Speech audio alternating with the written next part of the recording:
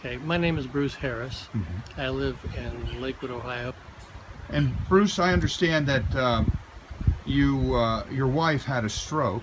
Can you tell me about what happened that day when she had a stroke? Sure. At 6:30 in the morning, we woke up and were just sort of rolling out of bed, and she said, something's not right. Uh-huh. And I said, well, what's not right? And she was on the other side of the bed. I was facing opposite directions, at which point there was a sort of a tumbling sound, and she fell off the bed. And so I was, obviously surprised. Everything went over, and found out that she was having a stroke. I mean, I knew this immediately because she couldn't control her right hand and her right foot. Wow. So we immediately called.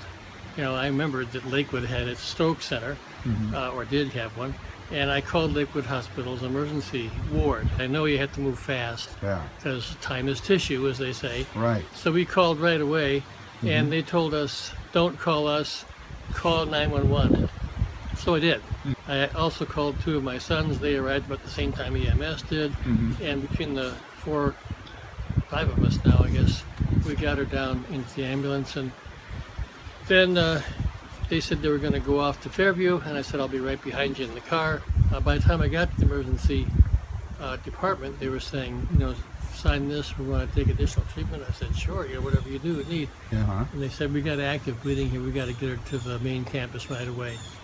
Do you authorize Lifeline? I said, of course. So she went off by helicopter, I went off by car, and we arrived at Cleveland Clinic, neurological ICU, and there they asked me then, what about we need to do surgery, can we do surgery? I said, yeah, sure, go for it.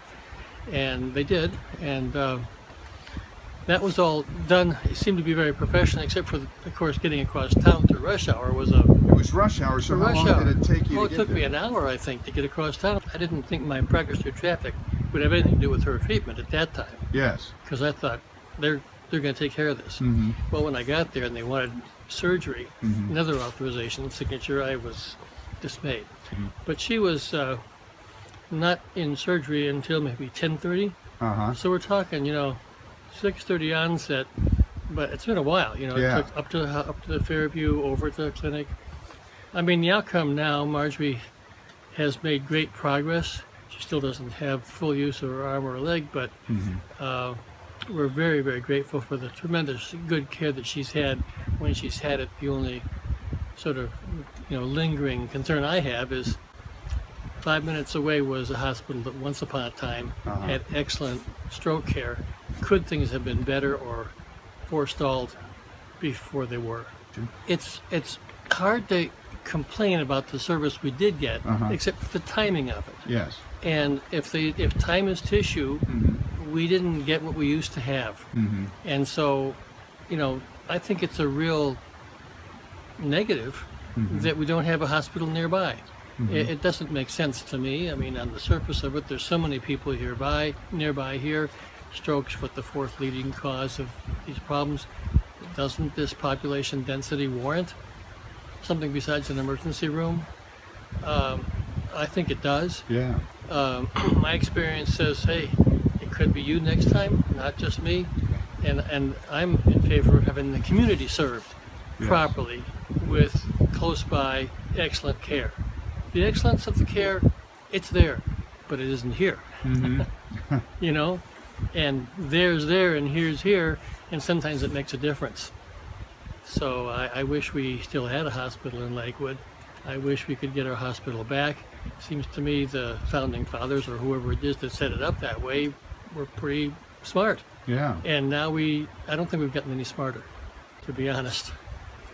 I think I've been complacent in just letting things roll along and letting, city politics and city government take care of itself, assuming, and I know how that word is spelled, assuming that people would act on behalf of the citizenry and do the best thing for them. I'm not sure that's happening, and I think that all of us, including me, have to get up off our duffs and participate in the political process and find out what's going on, because when the cat's away, I don't know what the mice are doing, but they might be playing. And so we need to get up and get involved. my story is not tragic. Mm-hmm. It could have been. Yeah. And it's kind of a warning shot or a warning message, flag. Mhm. If people would get up and do something, get involved, and maybe stop this kind of, I don't know who is served by the consolidation of hospital services, but it may not be the citizenry, and I don't think it is. Yeah. So I'd say we need to, stand up and take notice, and maybe push back.